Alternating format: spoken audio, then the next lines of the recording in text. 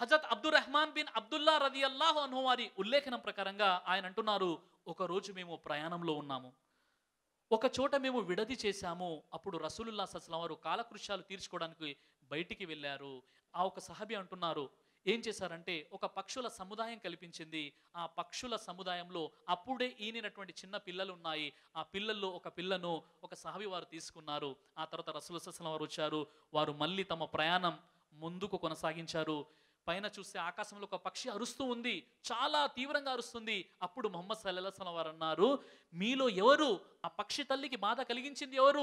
దయచేసి మీలో ఎవరైతే ఆ పక్షి పిల్లను తీసుకున్నారో ఆ పక్షిని వదిలివేయండి, ఆ పక్షి దుఃఖం నుండి దూరం చేయండి అని రసూలుల్లాహి సల్లల్లాహు అలైహి వసల్లం వారు, ఒక పక్షికి కూడా దుఃఖం కలగడం రసూలుల్లాహి సల్లల్లాహు అలైహి వసల్లం వారికి ఇష్టం లేదు మిత్రులారా.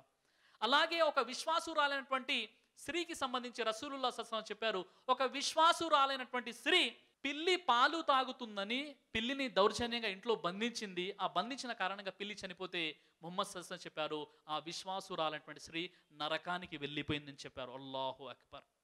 అలాగే ఒక వ్యభిచారి అయినటువంటి స్త్రీ చాలా తీవ్రంగా దాహార్తికై పరితపిస్తున్నటువంటి కుక్క యొక్క దాహం తీర్చినందుకు ఆమె పాపాలను దేవుడు క్షమించి ఆమెకు స్వర్గాన్ని ప్రసాదించాడు అని చెప్పడం జరిగింది. అల్లాహు అక్బర్.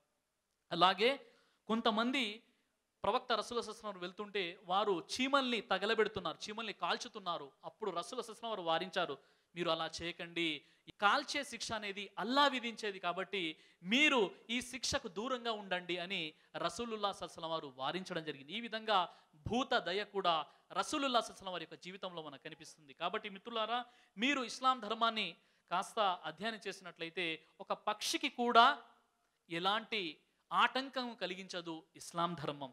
అలాగే ఇస్లాం అనే పదాన్ని మీరు చూసినట్లయితే సలాం మరియు సిల్మ్ అనే రెండు మూల పదాల నుండి ఏర్పడింది. సలాం అంటే శాంతి, సిల్మ్ అంటే సమర్పణ.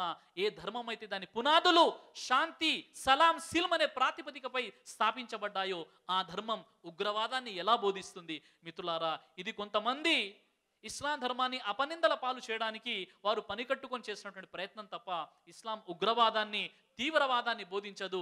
ఇస్లాం చెప్పే విషయం ఏంటంటే మిత్రులారా, మీరు దారిలో వెళ్తున్నప్పుడు ప్రజలకు హాని కలిగించే గాజు పెంకులు, సీసాలు కనిపిస్తే వాటిని తీసివేయండి. అలా చేస్తే మీకంటూ ఒక పుణ్యం రాయబడుతుంది, మీ యొక్క పాపం క్షమించబడుతుందని మంచి వైపునకు ప్రేరేపించేటటువంటి ధర్మం ఇస్లాం సోదరులారా.